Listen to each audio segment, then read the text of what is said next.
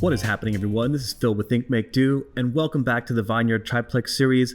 This is the demolition of our main house here in the front of the triplex. Now, if you have not been tuning in or you're a new subscriber, just go back one video and you'll see the start of this demo series where we took apart most of the kitchen as you see here.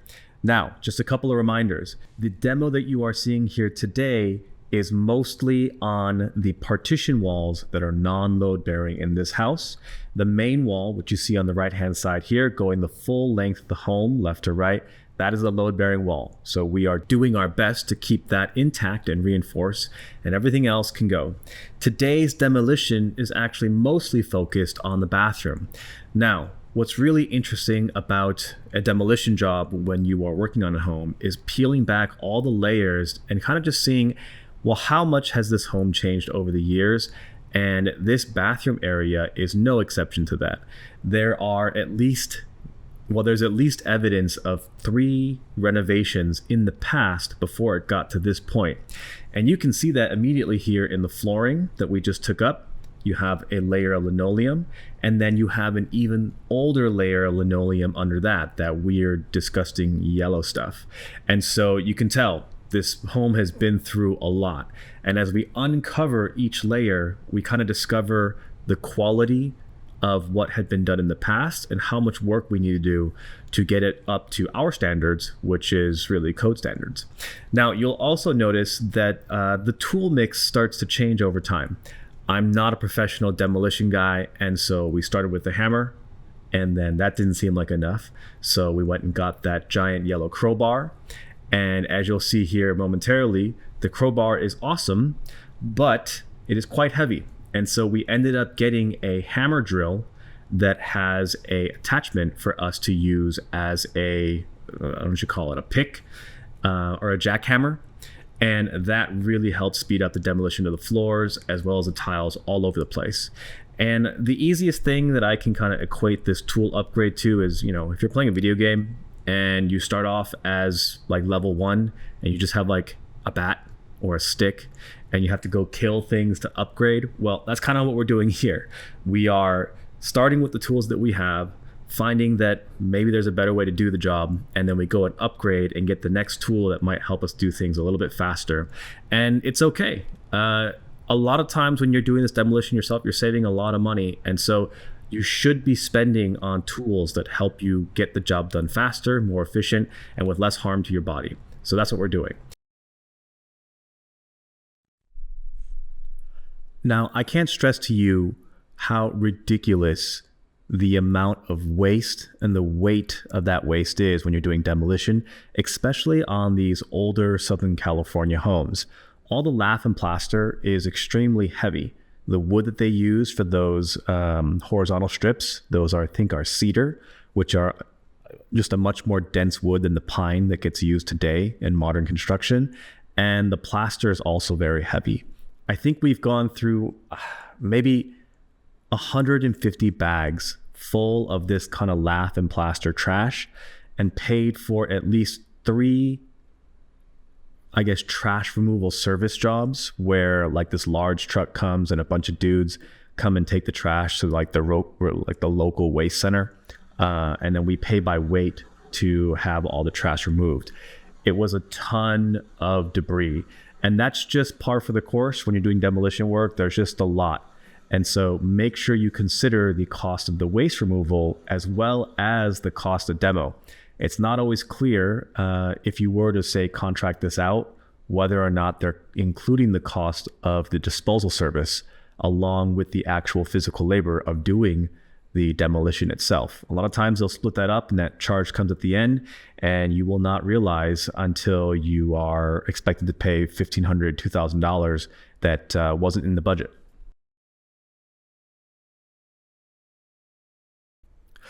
If you noticed earlier, the toilet was placed here on the left, but that was not the original toilet placement of this home. It was actually over on the right as we were demoing earlier, and there was a giant hole that hadn't been properly covered up or reinforced.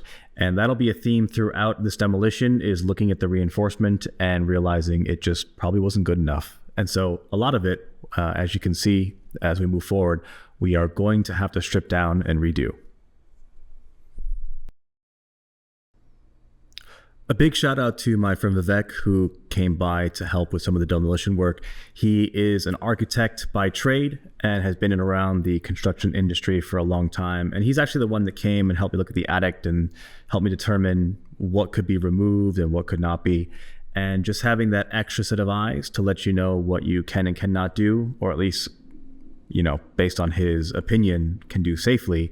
It allows you to move forward and make decisions and keep the train running.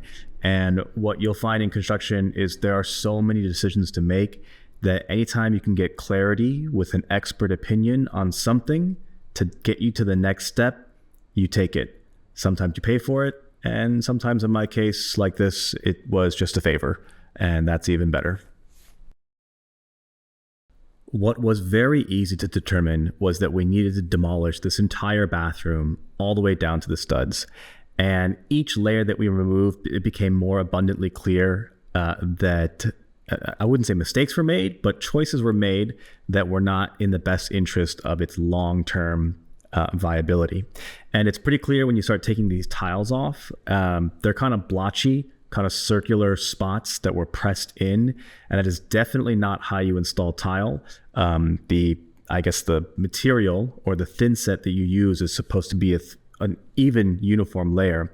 And as you see in the back there, as we're taking the wall tile off, you see those circular blotches. That is 100% the wrong way to install tile. And as you can see, we have tile on top of tile, and then on top of even more tile with a layer of concrete board, or Durock, I guess, concrete board, and a layer of drywall. So this has been remodeled 3 times, I think, at least. And it's all been done progressively worse just to make it look good enough for sale. Now, we knew this would happen, or at least we knew it wouldn't be that great. And so it didn't ruin our plan in terms of how much work we needed to do. However, it did make me question really everything about this home in terms of what was lying underneath. And that did lead to additional decisions where we said, you know what, let's just remove it all the way down to the studs and start over, especially in the kitchen, here in the bathroom, a lot of this plumbing that you see here, and just throughout the home. There was a lot of getting back down to the roots and starting over.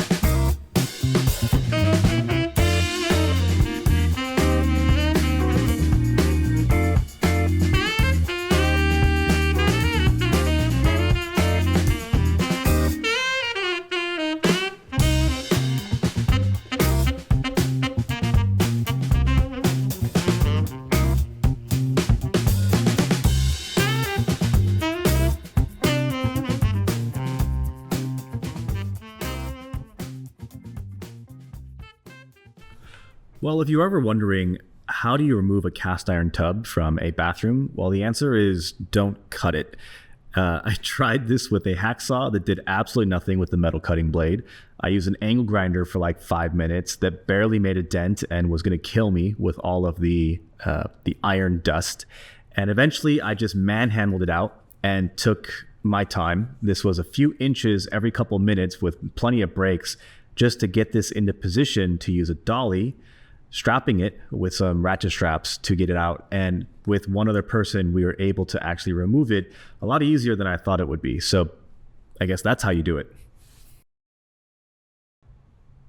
So let's talk about the star of the show, and that is this bathroom floor. Now, there is a piece of OSB here that was obviously added in sometime through the life of this home. And you can see underneath there are 2x4s that are holding up that OSB. Unfortunately, the 2x4s, I would say, are reinforcements. They're not true repairs of the weakened, floor system here. And you can kind of see there's a lot of water damage, especially around where that tub drain opening is. All the wood along that 2x8 has rotted away. And you have 2x4s that are connecting to it, attempting to support the floor system. And so there's a lot of bounce in the floor that we did not want to build on top of. And so the decision was made that we're going to remove pretty much all the original planks here and replace it. We'll reinforce it properly and replace it. Now, this is a bit more of an advanced, renovation. You don't typically have to rip up the entire floor system when you're doing a bath reno.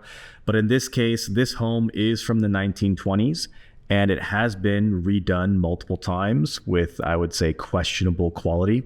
And so the best place for us is to start over and really just remove as much as we could to expose the original framing.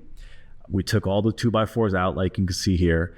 And later on, we are going to fully reinforce this with fresh new 2x6s and 2x8s that will be much stronger and span the entire length of the floor system the way it was intended to be.